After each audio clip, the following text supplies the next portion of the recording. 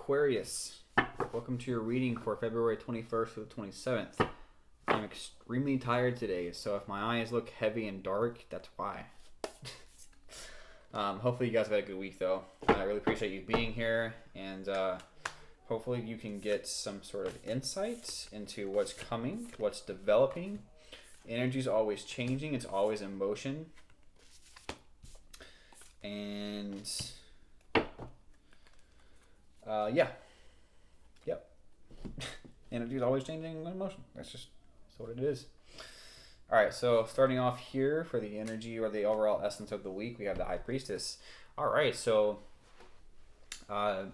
intuitive downloads, having some sort of insight into a new path or some sort of decision that needs to be made. The High Priestess is very intuitive.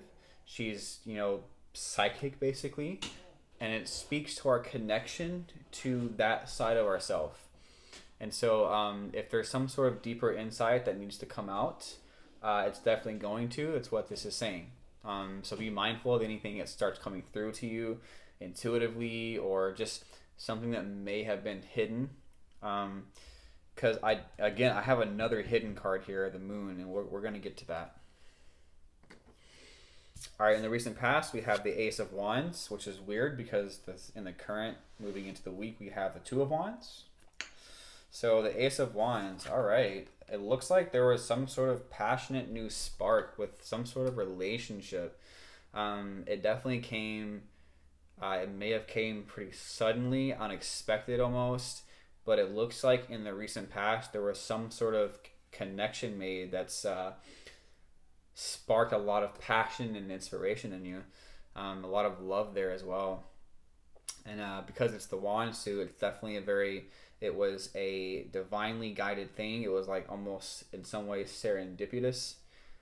So a lot of love here. It doesn't necessarily have to mean intimate love. It could just be like some sort of soulful connection that you just feel very emotionally drawn to. I know this card has two hands holding, but to me, it doesn't always represent intimate love, but it definitely can, and I'm also very much feeling that.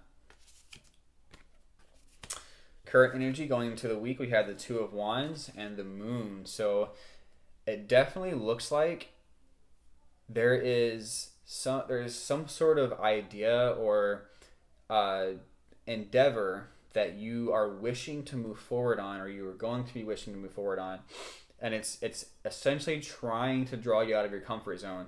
And the Moon card definitely represents our fears and our limitations even, and it talks about going deep inside yourself and kind of understanding where that fear comes from so that you can release that. And so with that, it's talking about releasing of emotion as well. So this could be a fairly emotional time, but ultimately the Two of Wands, it's a decision that needs to be made that is going to benefit you in the end, and it's going to create even more passion and inspiration and joy for you. Because, this wand over here represents your comfort zone, and she's holding something in her hand that's pointing outward into the light, off into the distance, and she's like wishing for a new day, a new horizon to come through. But there's there's something that needs to be revealed here that's going to allow you to move forward, whether it's your fears or just some sort of deep intuitive insight that, like, maybe you're waiting on information of some sort. But either way, because there is definitely a lot of intuition going on here. This is very psychic and intuitive. This is very psychic and intuitive. So that's what I'm feeling from that. And then in the coming energy, okay, so we got the Five of Wands and the Queen of Wands. So I'm mainly getting that there's going to be some sort of conflict or something that's going to happen with potentially either a mother figure or some sort of woman in your life that, I guess it can be a male too, but sometimes I feel more of a gender than the other. Definitely going to be some sort of person in your life that may start getting on your nerves a little bit. There could be some sort of conflict between them. And I'm going to get clarification on this. Sorry, I actually had another thought come through. If that's not the case, if that doesn't resonate, I'm going to be a little bit ambiguous here. This could be talking about how, you know, the Queen of Wands is actually representing you and how you are wanting to attract a certain experience, but it may not be happening either as fast as you want it to, or like in the timing, or like your ego is getting too caught up in it. That's what's causing you mental anguish. You know, this side of yourself that wants to create community and move towards something better, and it's like, you know, it may not be happening in your time. So just be mindful of some sort of mental anguish or some sort of mental conflict that you're going to have with yourself because of someone outside yourself, or because of timing. I'm getting timing for some reason.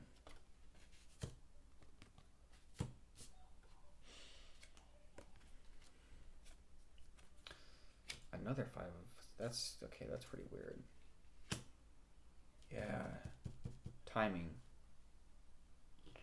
It's weird how things like, I love the clarification cards that I pull out, because it kind of just, it either revalidates what I was saying, or validates what I was saying, or it puts me in a slightly different direction but kind of still in alignment. So yeah, there's, in the recent past, you may have actually had someone who was kind of envious of what you had come into, this relationship of some sort, this connection, this love. Someone was watching you basically and saying, okay, I wish that I had that. So if there's anybody in your life that you know is like that, and they may not have your best interest at heart, so just kind of be mindful of that and maybe steer clear if you feel called to. I'm not saying you need to do that, but if you don't feel like this person is near and dear to your heart and like has that support for you, definitely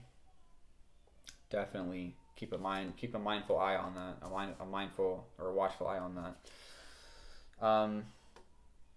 Two of Wands over the Moon card. So you, like, this could be actually, it's almost like these are playing together, and they don't always do that, but they definitely can. So on the clarification card over the Two of Wands and the Moon card, you have the Five of Swords. So you may actually be battling with yourself on like how to go about releasing these burdens, or these fears, or whatever's holding you down underwater in order to move forward. And it's like there could be some sort of turbulent time with that, but ultimately it's like you do come out victorious in the end. You just have to move through the energy and understand what it's trying to teach you. It's not a very fun whenever I draw this card, sometimes it doesn't resonate with me right away, and then like something will happen in my life that will cause me like a lot of mental anguish, like just wishing that I wasn't there at that time, and just battling myself and becoming irritated, and like headaches start coming in, and it's like this internal mental battle. It doesn't always have to be internal. It could be actually someone outside yourself, but I'm getting a lot of internal energy going on here. Okay, so then again, so it's like the Five of Swords is the clarification for the current energy, and then what's coming is still the Five of Swords. So it may be a little bit of a period of time before you can actually move through this. I don't want to put a timing on it, but you know, it's definitely going to be slightly challenging for you. And I do believe that it's in regards to building something new for yourself. Like it could be some sort of project that you're working on even, and it's like it's just not, maybe it's not going the way you wanted to, or like manifesting in the timing that you wanted to. So there's that whole timing thing again. If you heard that, I do apologize. I'm using my wife's laptop, and whenever she gets a phone call, because we have Apple products, it goes on there. So please disregard that if you heard it. Sorry about that. It's very annoying to me, and I need to figure out how to actually turn that off. Okay, so I'm drawing heart cards, heart-related issues or endeavors, abundance cards, and then spiritual development cards. I like to get a well-rounded view of what's going on for the energy. So, all right. We got the Teach card, and we have Darkest Fears. All right, so yeah, I mean, it definitely feels like you're working through some fears here, and I guess in a lot of ways, I am kind of feeling that way as well. I'm kind of feeling like there is some sort of fear that needs to come out and you to like just release it. And it's definitely a lot easier said than done. But I'm kind of getting, so the teach card's talking about uh, either a spiritual teacher or you being taught something either by reading a book. So if you need to start reading some sort of self-help book and how to release fears, you can definitely do that. But even just becoming aware of what those fears are, that right there starts the process of relinquishing those fears. You know, a lot of times our fears are subconscious, which is exactly what the moon card represents. Our subconscious aspects of ourselves. And this card is definitely, it's like the equivalent to the Nine of Swords, it's talking about anxiety, talking about fears, sleepless nights, but ultimately there's a large spiritual lesson here, and it definitely could be related to heart matters, fear surrounding a relationship, fear surrounding being left alone even. Um, yeah, I mean, that's definitely what I'm seeing here. So it's like you're being taught a lesson, and not only that, it is saying that you may need to start looking towards something to start some sort of self development type thing in your life that's going to help you move through these times. You know, this reading may help you out quite a bit, and it may bring to light things that you could be working towards. But ultimately, like, you know, these readings can only help you so much, and it's time to start that journey on your own spiritual growth so that you can move out of these fears, knowing that everything's going to be okay in the end. And you know what? If something ever did happen, like in a relationship or a job change or just something that like you fear happening, a lot of times fears can actually have a self-fulfilling prophecy and they could wind up coming true. But most of the time our fears are very irrational and they generally stem from past experiences. And so it's best to try to teach yourself how to move out of that, through self-help books, reaching out to a counselor even, and just you know, if you don't want to reach out to a counselor, like if it's not that bad, then just learn how to move through your fears. All right, bountiful nature. Spending time in nature helps shift you to a higher vibration and reminds you of God's infinite abundance. Go outside and enjoy a walk or hike with your pet. Meditate beneath a tree, garden, sit under the stars, or do some other activity to connect with the limitless vastness. So yeah, it's basically saying, you know, if you're feeling ungrounded, and that could be the case because I've had anxiety attacks before, and when you have anxiety attacks, it's like you are like floating out of your body almost. It definitely feels like you're going to die, and that can come from a sense of being ungrounded. And it's saying that like fears, if you ground yourself, become more centered and in now and in your body through going into nature, meditating, or any kind of practice that's going to get you centered, that can actually help. So that's one way to go about it. I didn't mention that, and honestly, I do mention meditation a lot, or getting out into nature. You know, and even then, like if it's conducive for you, if you can, take your socks off and just plant your feet on the grass. You know, there is a scientific energetic exchange going on with electrons between your feet, your sensory nerves, and the earth. The earth, we have a magnetic field. The earth has a magnetic field, and we have sensory neurons that are with our nervous system that help interpret what's going on in the world. And when we wear shoes and socks all the time, we are dulling those senses and disallowing ourselves to truly connect with the earth. And connecting with the earth is like helping ground the energy. All right, ask for your needs to be met. God and the angels can come to your aid only if you make a free will choice to be helped. And it begins with asking. It doesn't matter how you ask God for help, but only that you do so. The same holds true with clearly asking other people to assist you. That's literally what I just said. If you need to reach out to someone that can kind of like lend you more advice or help you move through your emotions and kind of calm yourself and like give you better grounded advice, I guess. It's especially saying do it. You know, if you feel called to someone to help you out, ask them for help. Don't be shy. You know, there's no shame in asking for help. I can be that way sometimes. I can definitely abstain from reaching out to people because I'm very independent and I like to be that way, and I have a lot of pride in myself. My moon sign is in Leo, and Leo moon is very prideful. All right. Emerald tablet activation. So these two are going to be the spiritual development cards. So on a spiritual level, and this can get very esoteric or metaphysical, so just kind of bear with me here. The emerald tablets generally represent like hidden secret knowledge. And it talks about alchemization.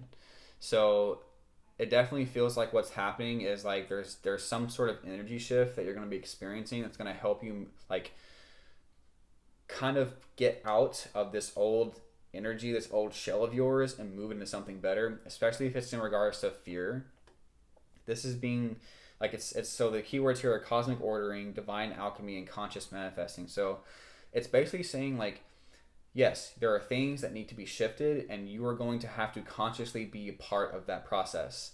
And with the cosmic ordering part, I like to kind of go over the different points here. This thing keeps falling. I'm just gonna leave it down.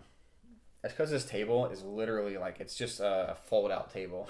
And unfortunately I can't get a real table yet. I gotta work with what I gotta work with. Anyway, so the cosmic ordering part is talking about how you have like your spirit guides, the universe, God is like kind of orchestrating certain things around your life to be able to push you into this divine alchemical process that you're going through. And that's just a fancy way of saying that your energy is shifting and changing into something better. You might have some new knowledge coming in, but it is going to require a conscious manifestation on your part, which just means that just putting in the work. Be conscious of what you're doing. Become more conscious of your subconscious mind through meditation, long walks in nature, and allowing your mind to just be roam free, bubble up certain ideas and stuff like that. So there's definitely some changes going on here. Heart source, all-encompassing love, unconditional acceptance, serenity. Yeah, so with these fears, you may actually feel like, especially if you've had a hard time in the past, it's saying that you are loved and you are loved unconditionally, and there's no part of yourself that isn't accepted. So if you've done things in the past that you aren't proud of, or you feel like you're not deserving of some sort of relationship or love or whatever it is, it's saying that like you have like people in your corner, whether spirits, God, or just people in real life, like in the physical sense, that actually accept you for who you are and what you've been through. And it seems like what's happening here is you're moving towards, like I'm feeling like you're being gravitated towards this light, which is definitely going to help heal aspects of yourself, especially this fear, so that you do feel more accepting of yourself. Having this unconditional acceptance of yourself. And there's going to be a lot more serenity involved with that healing process. Yeah. So a lot of healing going on here, because it looks like you're going through some pretty tough times. And I do like to point those out, just as much as the positive parts, because at the end of the day, some readers focus on the positive things, and I get that, and I understand that. But if you really want your life to change, and you really need to understand like what's going on inside yourself, and as a reader, I'm not going to really sugarcoat anything, although I will be more heartfelt in my approach whenever I'm talking to someone, because that's how I like to communicate. Connecting is the best way to do it. Not shaming, no degrading, no demeaning, or anything like that. Just kind of understanding from my own experience that I've been through a lot of stuff myself. So, yep, there are some great things coming to you. You got some stuff that you have to work through, and that's kind of like what I'm getting from this reading. So, anyway, Aquarius, thank you for being here. I really hope that this resonated. If it did, if you found value in it, please like, share, and or subscribe. I am trying to extend myself. I want to give my intuitive gifts charitably to other people out there that need it. We're going through a lot of changes internally and externally right now, and I think that there's a lot more call for people who have been on this journey with themselves, spiritually speaking, and kind of growing their consciousness and elevating themselves. And especially if you have an intuitive gift, that is very beneficial in discerning, bits and pieces of information that people can definitely benefit from. So anyway, again, thank you for being here, and I will see you in the next one. Have a good one.